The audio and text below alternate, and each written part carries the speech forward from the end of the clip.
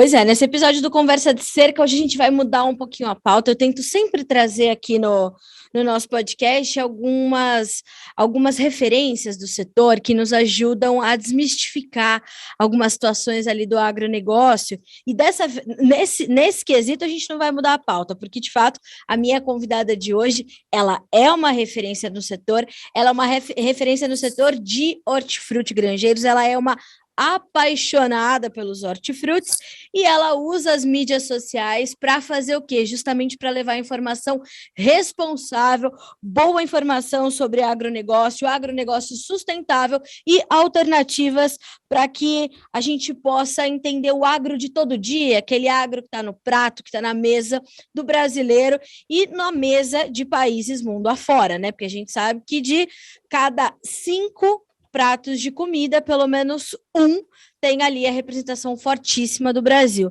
Então, a minha convidada de hoje é a Indiamara Marasca. Ela é filha de produtores rurais, ela é catarinense, mas de coração ela é goiana.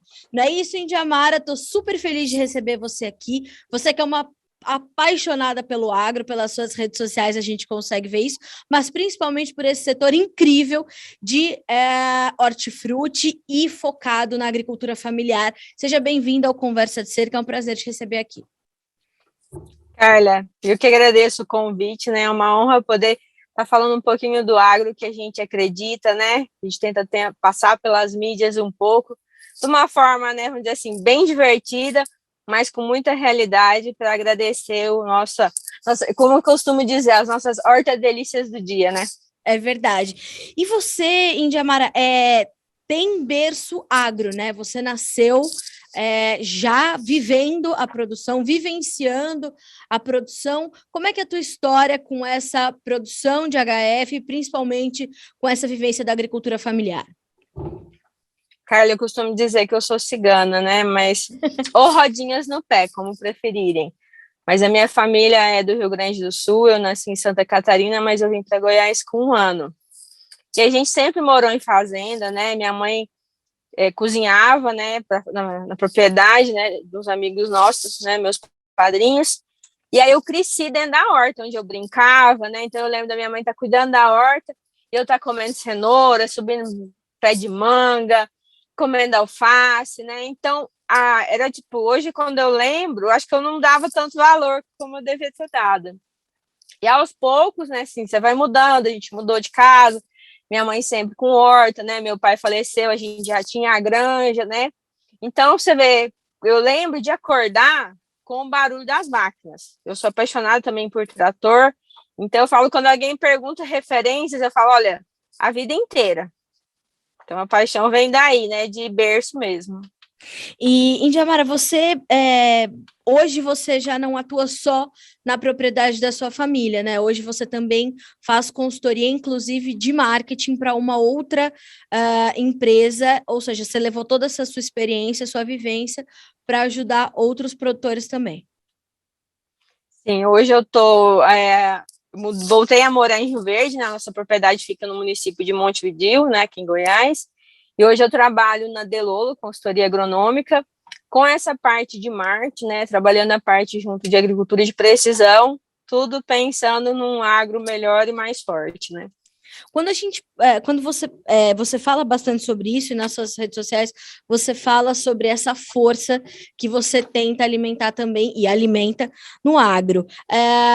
E você, né, essa sua paixão pelo hortifruti, como é que foi a evolução da sua atuação nesse setor e da propriedade da sua família? Com o que vocês começaram e hoje em que ponto vocês estão desses elos da cadeia produtiva quando a gente olha para a sua propriedade, para a sua atividade? Então, a gente continua com uma agricultura familiar, nós temos uma área pequena. Quando começou, eu lembro que a minha mãe começou criando 500 aves, né, com o intuito de ovos para a cantina. E aí de 500 foi para 1.000, e aí a gente mudou para nossa propriedade, aí continuou com as aves. Hoje a gente tem 6.000 para 8.000 aves, né, depende muito de lote, mas no todo dá uns 8 mil. E aí você assim, mas o que as aves têm a ver com o hortifruti, né? Minha mãe é uma pessoa visionária, né? Não tem muita escolaridade, mas tem uma veia empreendedora que eu olho hoje com muito orgulho.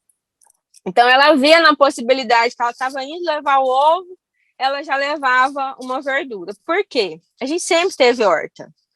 Então, sempre tinha um espaço, né? Vamos plantar abobrinha, né? Rúcula, rabanete. Eu, particularmente, sou apaixonada por tomate, né? Então, sempre tinha tomate. E aí sobra, porque a gente produz, não consegue comer tudo, né? Então, vamos levar para fulano, né? Às vezes levava, aí tinha muito, né? Mas não, vou vender. Então, começou-se a haver uma necessidade de aproveitar a logística, né? Que já era feita para os ovos com as hortaliças. A gente faz uma transição, né? Hoje a gente está arriscando a produção de rã, porque como a gente já tem os peixes, tem a água, e minha mãe é aquele pensamento assim, a gente é pequena, a gente precisa ter um pouco de tudo. Vou dar um exemplo agora esse ano, né? A gente teve um problema devido às chuvas com a colheita do milho, né? Não teve a produtividade que a gente almejava. Então, precisa-se ter outras fontes de renda para que o pequeno produtor, a agricultura familiar se mantenha. Não dá para ficar, eu sou só produtora de alface. Não, se você tem uma propriedade, é importante que você faça essa diversificação para que quando, né, vamos dizer assim, faltar um mercado, o outro consegue te amparar. Isso é justamente essa veia empreendedora que você naturalmente herdou da sua mãe, né? É possível perceber quando você conversa com a gente e mesmo alinhando aqui a nossa gravação, eu já senti esse seu empreendedorismo muito claro e nas suas redes sociais você também deixa isso muito claro. O que no conceito da sua vivência em Diamará, como é que você vê a agricultura familiar hoje? Posta no complexo geral do agronegócio brasileiro. Como é que você avalia? Falta lideranças e falta que o governo e tudo mais olhe um pouco mais para a agricultura familiar, olhe de uma forma diferente, com outro foco, ou como as coisas estão caminhando, estamos caminhando bem? Como é que é a sua análise nesse momento? Cara, minha mãe tem um ditado que ela fala assim: cavalo arriado, ele só passa uma vez na sua frente. Ou você sobe e monta e vai embora, ou você vai andar a pé a vida inteira. E é assim que eu olho o nosso agro. Porque se você procurar, você sempre vai encontrar um financiamento, você vai encontrar um parceiro, você vai encontrar um mercado. E hoje a tecnologia ela te traz essa informação muito fácil. Então, eu tive a oportunidade, antes de entrar na Delolo, eu trabalhava para o Senar. O Senar aqui de Goiás tem um projeto que se chama FAEG Jovem. Então, são mais de 120 grupos de jovens espalhados por Goiás. Eu ficava com a tutoria de alguns grupos, eram 20 grupos na região sudoeste. Então, eram grupos de jovens em diferentes municípios que a gente treinava liderança, sucessão familiar e empreendedorismo. Então, vamos supor, de cada grupo, você pega 15, 20 pessoas, com certeza nem todos tinham esse perfil. Mas você vê que de 5, 4, um tinha, vamos dizer assim, uma vertente maior para mexer com as mídias, o outro já era melhor para organizar um evento, o outro já tinha mais, vamos dizer assim, facilidade para fazer uma ação social, queria ajudar o asilo da cidade. Então, eu vejo que é muito perfil de jovem. E esse jovem, ele precisa de um exemplo, ele precisa de alguém que fala, ó, vamos fazer isso aqui. Não gosto, tudo bem. Mas quando você deixa ele muito solto, é uma sensação de insegurança. Então, eu vejo o projeto de FAEG Jovem hoje para, vamos dizer assim, iniciar jovens no agro com, vamos dizer assim, com mais perseverança, com mais noção de mercado, de internacionalização, muito bom. Certo. E eu tive a possibilidade de andar por esse amado Goiás, então eu vi lugares de pessoas que tinham uma agricultura, eu passei por assentamentos, né, por cidades, você fala assim, nossa, não tem como dar certo. E aí você fala assim, nossa, o que aqui teve diferente? Eu vi um projeto de pitaia na região perto de Niquelândia, lá, né, de pessoas em assentamento, e cada um estava produzindo. Eu vi pessoas em outros lugares trabalhando com a cadeia leiteira. Fácil, eu acho que nada é, até para um produtor hoje de larga escala, que ele passa pelos intempéries que a gente tem hoje, né? A gente teve esse ano, geada, falta de chuva, problema com os insumos, sempre vai ter dificuldade. É você se cercar de pessoas que vão te auxiliar, né? Que podem te dar um norte, um podcast bom que você pode ouvir, né? Então, é procurar informações corretas e amigos bons, né? Eu te fiz essa pergunta porque quando a gente ouve, por exemplo, pessoas que estão distantes do agro, a gente inclusive conversou sobre isso, né, quando eu te conheci, a gente falou sobre como a população, principalmente a população urbana, enxerga a agricultura familiar, né? E hoje a agricultura familiar é uma parcela enorme do agronegócio, é responsável por essa diversificação importantíssima do setor, e a gente precisa começar a fomentar um pouco mais essa imagem, você não acha? Sim, e eu até sinto quando algumas pessoas me falam, né? Hoje a nossa propriedade fica 90 quilômetros aqui de Rio Verde. E aí as pessoas falam assim para mim: teve uma época que eu entregava eu chamava caixa de horta-delícias, né? Que são as nossas verduras com ovo. E as pessoas falam assim: mas por que você não está entregando mais aqui em Rio Verde? Porque existe uma logística por trás. E aí eu vejo algumas pessoas falando assim: nossa, mas você produz 90 quilômetros, por que você entrega? Eu falo, eu entrego para os municípios que são mais perto, né? Hoje, nosso principal ponto de entrega é no Montevidéu, uma cidade que tem 12 mil habitantes, né? E aí, assim, quem que abastece hoje os pequenos? Esse pequeno que é formado perto do grande. Hoje, né, eu vejo os grandes produtores que fomentam os CEASAs, porque você precisa de um grande estoque que é colocado lá e redistribuído para as grandes capitais. Certo. Mas o pequeno, ele faz um papel muito importante, no meu ver, que são nas laterais. Então, certo. Aquele vizinho fala assim, eu consigo comprar uma alface fresquinha. Mas aqui a gente, por exemplo, pêssego, maçã. Aqui em Goiás você não vai conseguir, mas você precisa ir no mercado. Como é que aquela maçã chegou até ali? Ela veio de um produtor lá do Rio Grande do Sul que caiu nos Ceasas e foram distribuídos. Então, é uma cadeia muito grande, e eu penso, né, ninguém vai parar de comer, e a gente está migrando por, vamos dizer assim, uma alimentação mais consciente, então existe um grande nicho de orgânicos, né, eu acredito muito, a gente prega isso lá na nossa propriedade, que seja uma produção sustentável, né, que a gente aplique os conceitos da agronomia com baixo resíduo, palhada, né, que é manejo com plantio direto, até em hortaliças, né, a gente faz isso com o tomate, baixo adubação, mas você tem uma variedade, né, uma espécie que você aportou um valor maior, porque ela vai converter essa adubação e essa menor quantidade de água num fruto que vai ter maior tempo de prateleira, né, então, é buscar o conhecimento mesmo, Carla, para melhorar o que você está fazendo. E hoje a gente vê não só as federações estaduais, como é o caso da FAEG, mas a Embrapa, por exemplo, ela bastante focada na agricultura familiar também, em trazer pesquisas, em trazer extensão rural, em trazer conhecimento para esses pequenos produtores, para que eles possam, inclusive, otimizar os seus resultados e otimizar os seus recursos, né? Sim, foi até legal você comentar, porque a gente sempre plantou tomate, mas aquele tomate cerejinha, né, que nasce em qualquer lugar, rasteiro, que é mais fácil de manusear. E aí, quando eu estava na universidade, né, há uns anos atrás, na Universidade de Rio Verde, aqui, veio uma parceria com o pessoal da Embrapa, que é o Tomatec. E foi ele, quando eu vi essa metodologia, eu falei, mãe, eu quero produzir dessa forma. E aí a gente tinha uma palhada, uns piquetes lá que estavam sem bezerro, eu falei, então vamos fazer essa palhada aqui.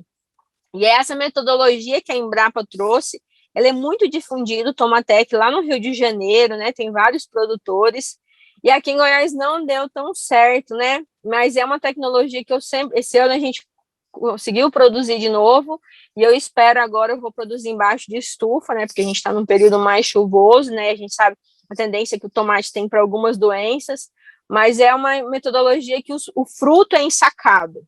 Certo. Então, você protege o fruto de pragas e algumas doenças e consegue ter um fruto de qualidade para atender o mercado. Da onde veio essa super paixão pelo tomate, Indiamara? Então, cara, eu fico me perguntando, né? Às vezes as pessoas falavam assim para mim, mas você sempre comeu tomate? Eu falei, gente, eu fui criada dentro de horta. Então, eu comia cenoura, gente, comia terra também, né? Porque não tinha juízo. Aí passava, comia um tomate, né? Então, tudo que eu achava, né? Que você é criado na roça com fruta, mas eu brincava muito em horta, então. E eu via no tomate, por exemplo, eu lembro de uma época que eu fazia técnico em agropecuária, e aí a gente sempre almoçando marmita, eu não comia muito bem carne, né?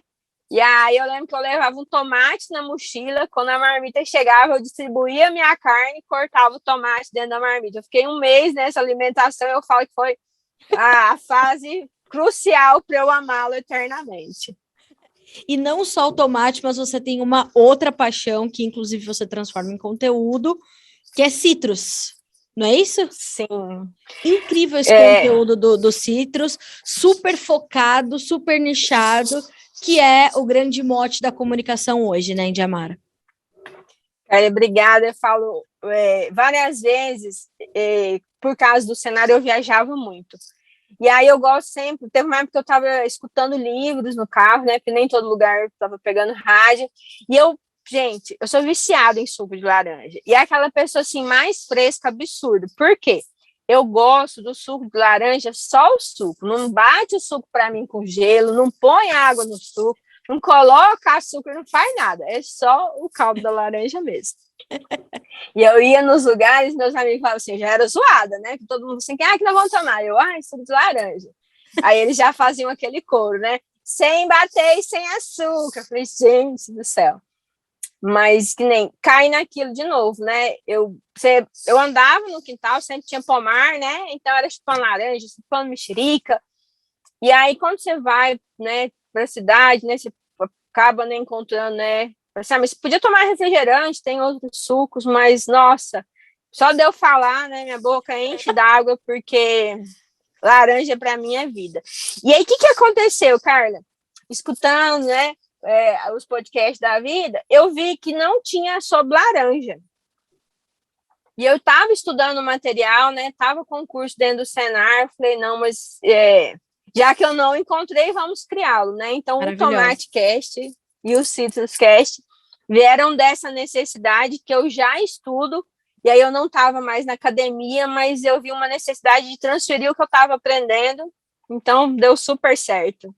E como você sentiu a recepção das pessoas com essas informações?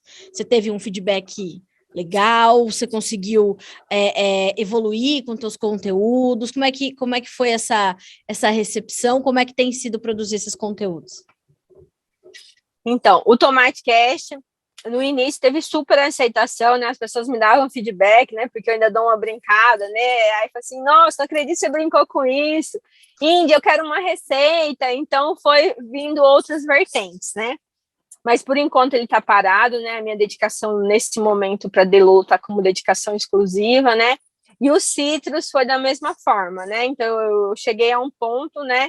Que tipo assim, como eu não estava mais estudando, mas eu deixei o conteúdo tá disponível, tá bem bacana o que eu coloquei lá. Eu tive produtores que acessaram, né? Que ótimo. E aí eles falam assim, Índia, uma amiga minha lá do Rio Grande do Sul, né, a Vivian do Foco na Agronomia, ela mandou assim, Índia, meu pai tá escutando o seu podcast, o Tomate Cast. Aquilo me deu um contentamento, porque eu sei que não é uma tecnologia que é do dia a dia dele, mas é da filha, né? E saber que ele parou para me ouvir, então eu espero que em algum momento ele consiga ter pegado alguma coisa para melhorar, porque eu sei que ele é um produtor com muita garra. Indiamara, você nada como a gente conhecer do que a gente fala, né? É isso que faz com que a nossa comunicação seja consistente. Olhando assim, como filha de produtor que conhece o agronegócio e você consegue carregar qualquer debate, certamente, ou com uma liderança do setor ou fora dela, onde que você acha que a gente ainda tem problema na nossa comunicação do agro com o nosso público urbano, gente que insiste em acreditar que a gente não faz um agronegócio sustentável, que a gente não caminha para evoluir, que a gente não tem tecnologia, né? Outro dia recebi uma pergunta, por que a gente não tem tanta tecnologia no agro brasileiro? Eu falei, eu não entendi a pergunta.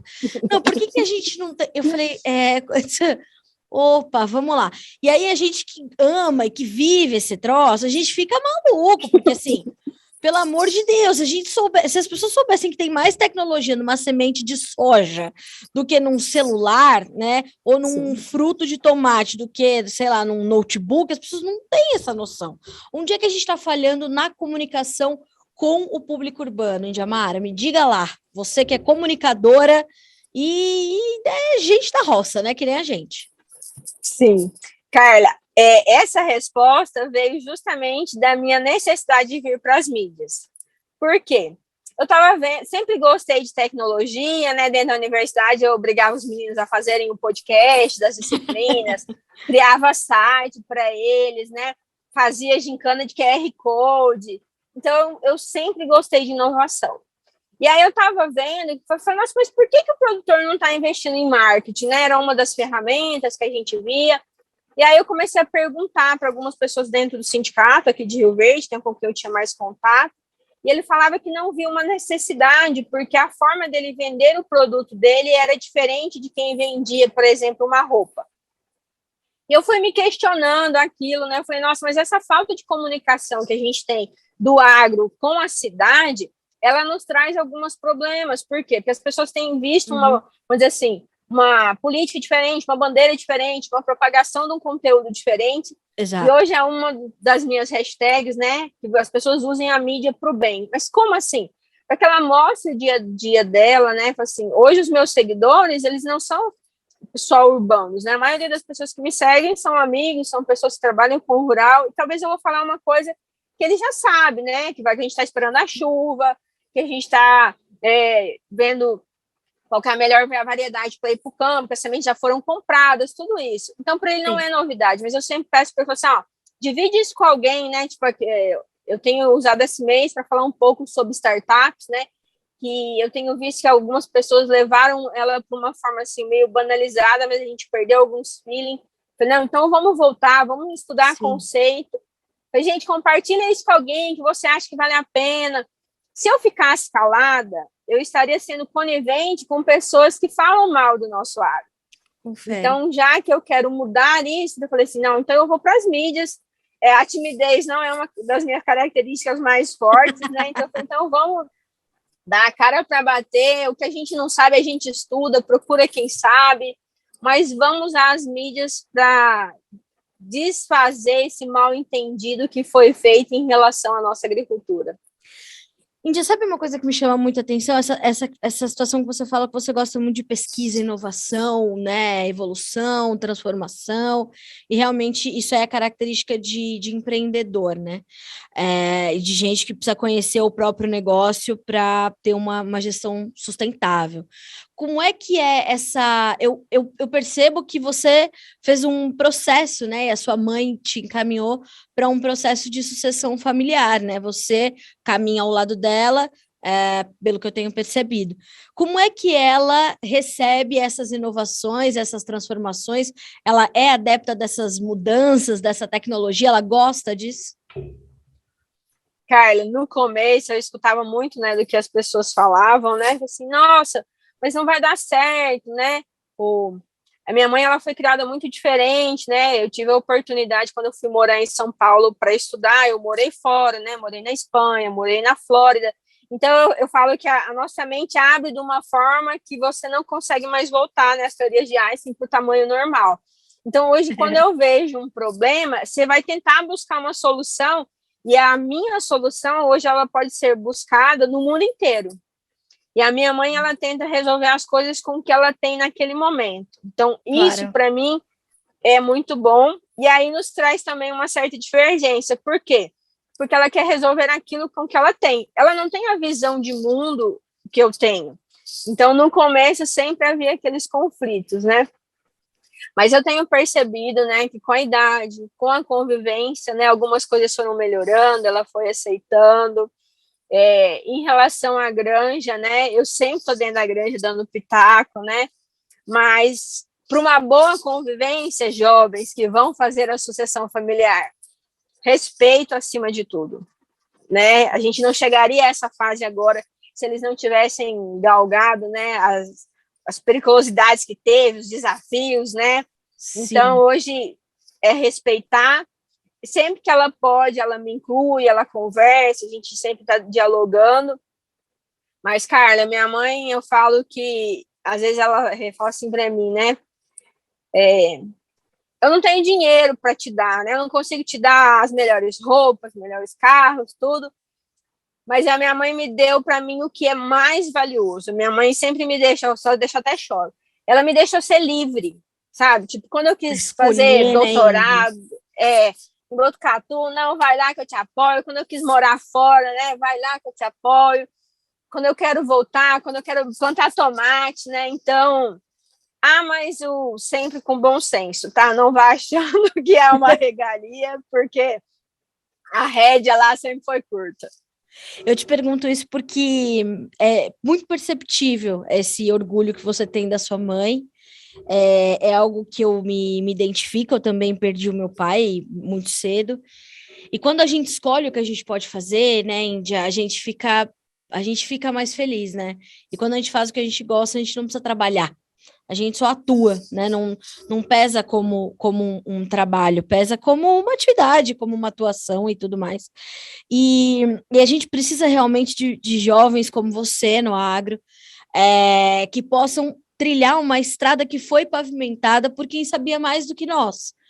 E fez o que deu com os recursos que tinha, né? Então, naturalmente, ela vai ver os resultados aparecendo nos olhos dela e ela vai aceitar as mudanças naturalmente. Quando você fala sobre essa questão do respeito na hora da sucessão familiar, é muito bom, é imprescindível que isso aconteça, porque os processos de sucessão familiar, eles têm sido mais frequentes no agro, né? Eu imagino que você perceba isso também aí no seu campo de atuação, não só na sua propriedade, mas hoje na consultoria que você trabalha, e tem sido também processos mais tranquilos do que anteriormente acontecia, porque hoje a gente vê que as novas gerações, elas não querem só ficar no campo, como elas querem voltar para o campo, né? Há algumas décadas a gente viu um processo completamente inverso. Uhum. E hoje, então, você sente essa percepção que, de fato, a gente tem mais novas gerações querendo ficar e voltar para o campo? Carla, quando eu comentei do cenário, foi justamente essa confiança de visão que eu tinha. Eu passei a ter, porque antes eu olhava só em volta, né? Assim, fulano, beltrano, né? Tá fazendo sucessão, tá dando certo. Fulano não quer voltar, né? A família também tem que respeitar isso. Só que daí eu comecei a olhar para um outro lado, né? Eu vi, hoje meus amigos têm filhos, né? E aí eu falo, quando eu vejo assim, você não vai levar seu filho para a roça? Ele, não, nossa, tô com medo que ele fique com alergia. Eu falo, se você não levar ele agora, não tem como ele gostar disso daqui 10, 20 anos. Isso. Então, se você quer que o seu filho goste do que você faz, né? Do que você trabalha, você tem que ensinar ele a gostar agora. E aí, como eu comecei a andar o Goiás inteiro, e aí eu via que, por exemplo, né, das minhas pequenas amostragens, né, Palestina tem tantas pessoas que estão fazendo isso, Caiapônia tem tantas pessoas, 2 são sucessão, o restante não. Doverlândia tem tantas pessoas, metade faz sucessão. Então, isso ia me dando mais esperança ainda, porque eu via que realmente aquele jovem, por mais que ele está tendo as dificuldades que eu tive, né, de conviver, né, às vezes, né, de se preocupar com respeito, de pôr uma ideia, às vezes o pai e a mãe não queriam aceitar, mas ele estava ali tentando, foi me dando mais segurança, porque eu vi que tudo estava dando certo. Falei, não, há esperança e a gente está no caminho certo. Não adianta a gente ter pesquisa, ciência, inovação, vontade se a gente não tiver recursos humanos, né, Índia? Exato. E hoje, quando você pensa assim, eu gosto muito de algumas pessoas, né, que eu sigo nas mídias, né, e aí eu tenho que ele fala que pessoas precisam de pessoas, que é o Joel J, né, e aquilo eu me identifiquei muito, porque por mais que eu queira produzir horta-delícias, vamos dizer assim, para o Montevidéu, para Goiás, para o mundo, eu sozinha não faço nada. Eu preciso de uma equipe, né, eu preciso de outras pessoas. Então, vamos dizer assim, eu estou encantada nesse ano para estudar, para entender justamente a gestão de pessoas, né? Qual a melhor forma de você lidar com esse jovem que está 100% high-tech, né? Quer trazer tecnologia para o campo, mas você ainda tem aquelas pessoas no campo que ainda não sabem escrever, né? Então, é acompanhar essa transição, ver a melhor forma da gente dar esse passo mais rápido. Índia, estou muito, muito feliz de ter encontrado teu perfil nas mídias sociais, de você ter aceito o nosso convite para participar do podcast Conversa de Cerca, completamente o perfil desse podcast, que é uma conversa tranquila, boa, produtiva, que ajuda a promover uma comunicação educativa. Então, quero deixar claro para você aqui que estou muito impressionada com a sua paixão pelo setor. Estou muito apaixonada pela sua história, adoro contar a história de gente, Índia, adoro ter trazido para esse podcast a história da tua mãe, que é uma grande mulher, né? Espero um dia, você já me fez esse convite, eu vou aí ver vocês em Rio Verde, em Montevidéu, prometi e vou. Então, obrigada por compartilhar a tua história, a tua experiência conosco. O Notícias Agrícolas está de portas abertas para ti, para o teu trabalho, e espero que a gente ainda possa desenvolver muitas coisas juntas, ter mais conversas, chamar tua mãe para esse podcast, vamos entender aí quais os rumos que a agricultura familiar está tomando, o agronegócio de uma forma geral, e a gente precisa de mais jovens como você. Obrigada, Índia, você é uma inspiração.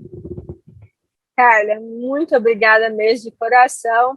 Eu espero que esse projeto só cresça, né? Que essa cerca vá se alastrando por Brasil afora e que a gente possa reforçar cada vez mais as nossas conexões para defender o agro que a gente acredita. Índia, obrigada. Boa safra para você. Vi que a chuva está chegando aí finalmente. Boa safra para vocês, para a sua propriedade com os seus HFs todos, os seus ovos, suas horta-delícias. E logo mais a gente vai estar junto. Vou visitar vocês aí no Goiás. Obrigada, Índia. Um abraço enorme para você. Eu que agradeço. Até mais. Pois é, senhoras e senhores, se você não conhece, procure conhecer, né? A agricultura familiar, ao contrário do que muita gente insiste em dizer, principalmente na grande mídia, entre, né, os lacradores de plantão que nós temos aí, celebridades, artistas e todo mundo quer saber um pouco de tudo, né? E acabam não sabendo quase nada de nada, né? A gente precisa entender, a gente precisa estudar, a gente precisa querer saber o que está acontecendo. E a agricultura familiar, ao contrário do que os lacradores de plantão costumam falar, que estão ali relegados, né, que são uma pequena parte esquecida do agronegócio, pelo contrário, senhores, eles são uma força motriz importantíssima para o agronegócio brasileiro, e eles são uma força motriz, como disse a Índia Mara, de uma forma muito simples e bastante completa, são os pequenos produtores que fazem os trabalhos nas margens, né? Os pequenos ancorados perto de grandes centros de distribuição, de produção e tudo mais, que vão entregar esses produtos, né? Ela citou ovos, ela citou leite, ela citou pitaia, ela citou tomate, laranja, suco de laranja, verduras em geral. A agricultura familiar tem, de fato, um papel importantíssimo e está, sim, embaixo do enorme guarda-chuva que é o agronegócio como um todo. Ele é mais um elo da engrenagem, né? Mais um pedacinho dessa engrenagem